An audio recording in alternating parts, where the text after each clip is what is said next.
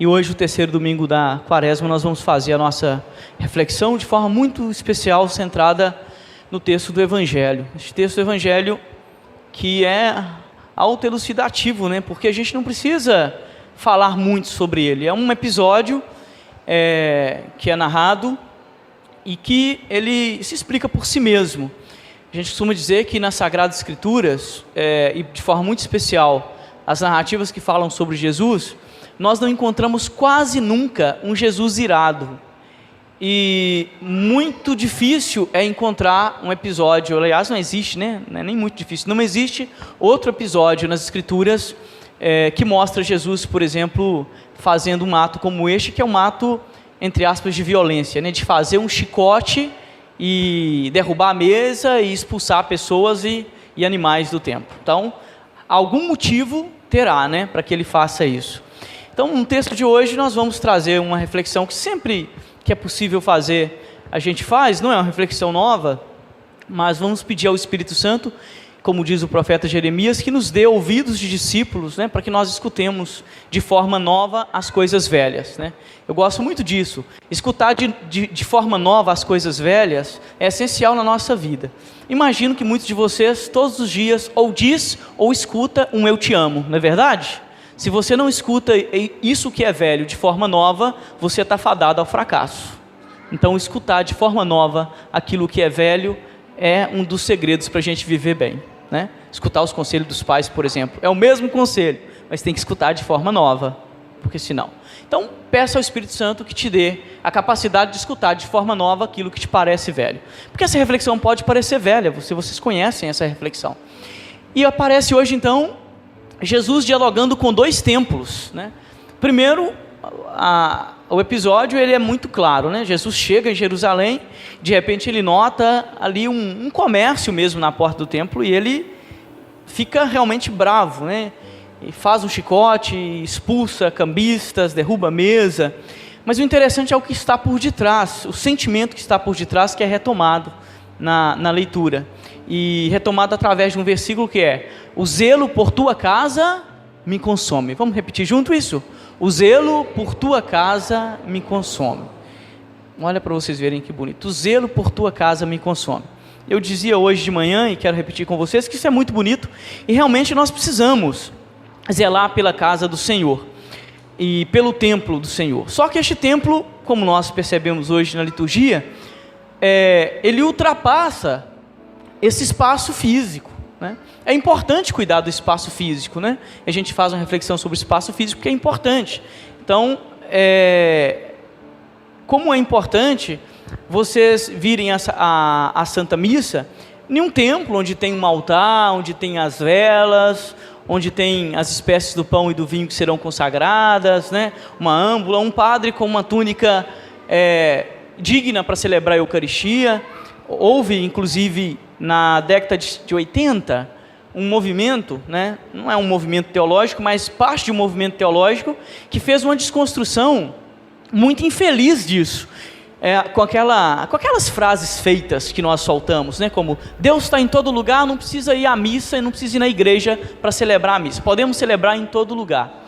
Só que quem falou isso esqueceu que nós somos atravessados pela dimensão simbólica. Nós somos atravessados pela dimensão simbólica, desde a fala aos símbolos, né? Porque a fala é um símbolo, a fala é um sintoma, a linguagem é um sintoma. Ela é um sintoma da nossa humanidade. Então nós somos atravessados pela linguagem e pelo símbolo. Então se eu falo para você, né, eu te amo, com essa cara assim, eu te amo, vai dar para acreditar não, né? Eu te amo muito, viu? Saiba que eu te amo muito, vai dar para acreditar não, porque na minha cara não está simbolizado o amor. Então quem disse isso esqueceu que nós somos seres culturais atravessados pela cultura, e a cultura, no sentido mais forte da palavra, pelo símbolo. Então tiram uma coisa, mas não coloca outra. Então na década de 80 nós tivemos essa desconstrução do espaço sagrado, tão grave que hoje a nossa arquitetura sacra está em crise. As pessoas constroem um galpão e falam que é uma igreja, aluga-se um puxadinho e ali tem uma igreja. Se perdeu a dimensão da arquitetura sacra. E isso é tão importante, tem um teólogo filósofo chamado von Balthasar, que é um teólogo filósofo alemão muito importante, porque ele fez o diálogo da teoria do conhecimento, da epistemologia de Kant, esse pessoal todo, Russell, né, Heidegger, e trouxe essa discussão para a teologia. Então ele é um teólogo contemporâneo que discute, por exemplo, um negócio chamado estética teológica, né? Para dizer assim, a dimensão estética da fé ela é fundamental. Então vocês têm um montão de pessoas que são ateias, mas que adoram ir a Ouro Preto para visitar as igrejas, sim ou não? Um montão de gente agnóstica que ama ir ao Vaticano para ver as obras de arte produzidas pela nossa fé, sim ou não? Sim, né, gente? Para mostrar, olha, para vocês verem como que a dimensão estética da nossa fé é fundamental, né? E Balthasar vai dizer assim: Deus é amor porque é belo e é belo porque é amor. E é na beleza, né, que eu contemplo esse amor de Deus. Então, o zelo pela casa do Senhor, que seja uma casa bela, né? Que bom que alguns de vocês estão acomodados, outros nem tanto. Eu acabei de falar com o pessoal lá fora que eu me incomodo com não poder oferecer um espaço, né, melhor do templo, porque eu me incomodo. Eu não sei se vocês estão conseguindo rezar, né, aí fora, tão bondosamente, porque o espaço é fundamental para a gente poder nos conectar, né, com o divino. Senão não haveria incenso, não haveria templo, não haveria símbolos. Então o zelo pela casa do Senhor me consome, é muito importante para a gente, né? E é importante a gente trabalhar essa dimensão da estética e do zelo pela liturgia, né? Não jogar as coisas fora. Se você não vai colocar nada melhor no lugar, não fale que é bobagem, né? Não precisa construir um templo bonito não, padre, isso é bobagem. Vai oferecer o que para o povo?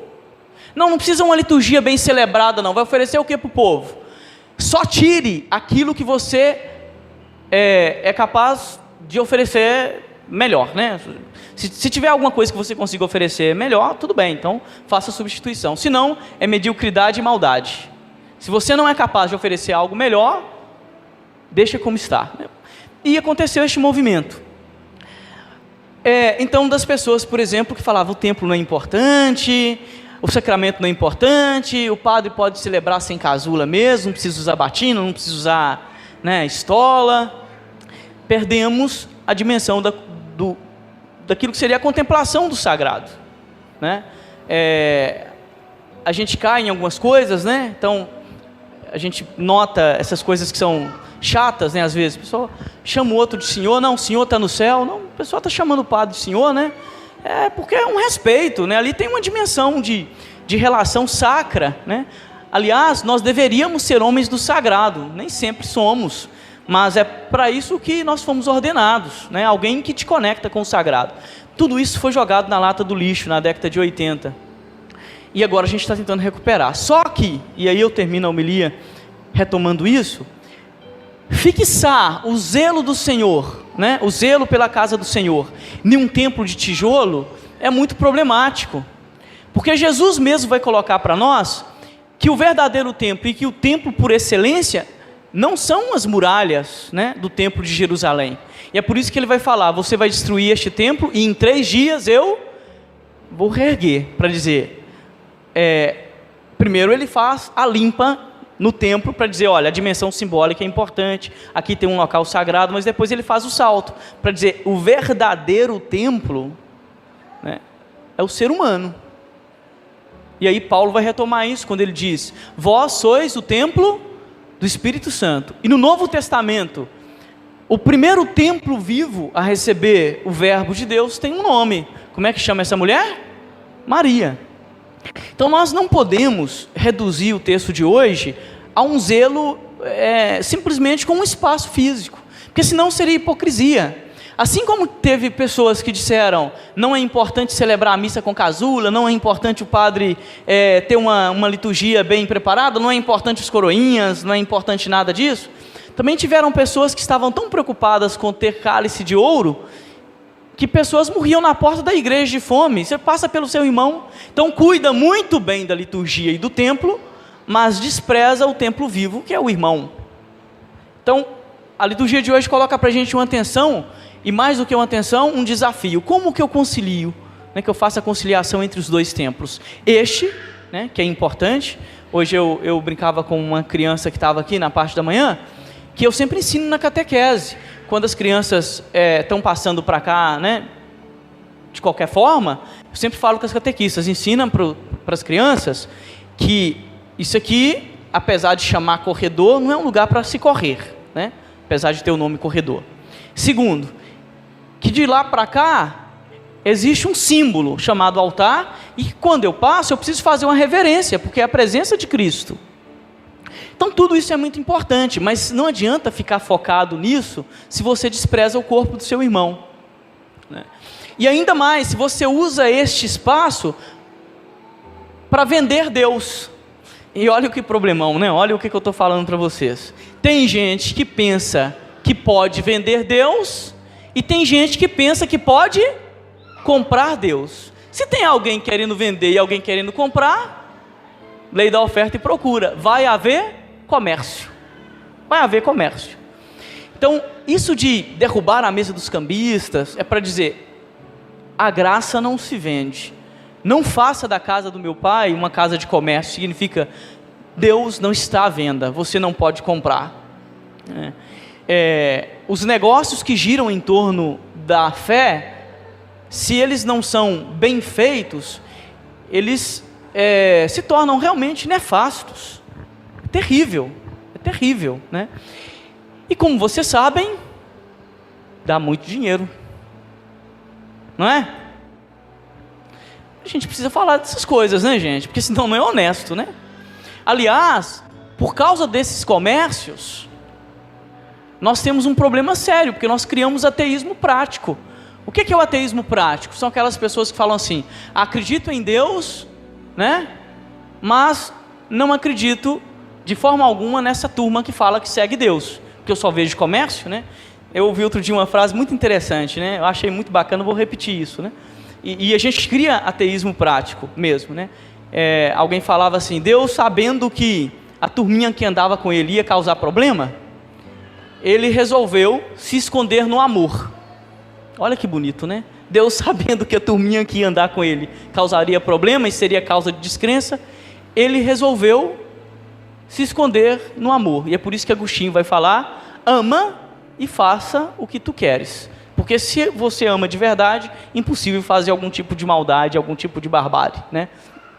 E então o que o comércio faz não é somente vender Deus, né? E pensar que as pessoas podem comprar Deus e comprar uma graça, mas desconfigurar a dimensão essencial da nossa fé, que é a dimensão da graça e da beleza, né? A dimensão da beleza. Então vamos ficar com essa reflexão hoje, e sobretudo pensando como que eu concilio as duas dimensões, sabendo que o zelo pela casa do Senhor me consome, por isso eu venho aqui, por isso o domingo é importante, sair de casa, fazer o movimento de sair de casa, para participar de uma Santa Missa, contemplar a Eucaristia, o altar, a cruz, isso é extremamente importante para nós, porque nós não vivemos sem a dimensão estética, não é isso? Tem um montão de vocês aqui super produzidas, belíssimas, dimensão estética. A gente poderia ir aos lugares de qualquer forma, porque o que faz o padre não é a batina, o que faz o policial não é a farda, e o que faz o jurista não é a toga. Mas por que nós usamos rituais? É a expressão mais profunda, né, esteticamente, daquilo que nós somos configurados, mas nós não podemos parar nisso, né? Nós não podemos parar nisso porque, como dizia Baltazar, Deus é amor porque é belo, e é belo porque é amor, né? Então nós não podemos parar só na beleza, né? Essa beleza, ela tem um substrato que é a caridade. Então não adianta zelar por este templo físico se o corpo do seu irmão te é indiferente, né? Sabe o que Crisóstomo dizia? São João Crisóstomo, termino com essa frase. São João Crisóstomo dizia uma frase muito interessante para as pessoas que vão comungar daqui a pouquinho. Falava assim, né? Como pode você guardar tão bem o corpo de Cristo? Como pode você zelar tão bem pelo corpo de Cristo, se trituras como leão raivoso o corpo do seu irmão? Forte, não é? Como pode você guardar tão bem o corpo de Cristo, zelar tão bem pelo corpo de Cristo, se trituras como leão raivoso o corpo do seu irmão? Que tapão, hein? Século IV depois de Cristo. Atual, não é? Muito atual. Né? Que Deus nos ajude a compreender essa mensagem. Louvado seja o nosso Senhor Jesus Cristo.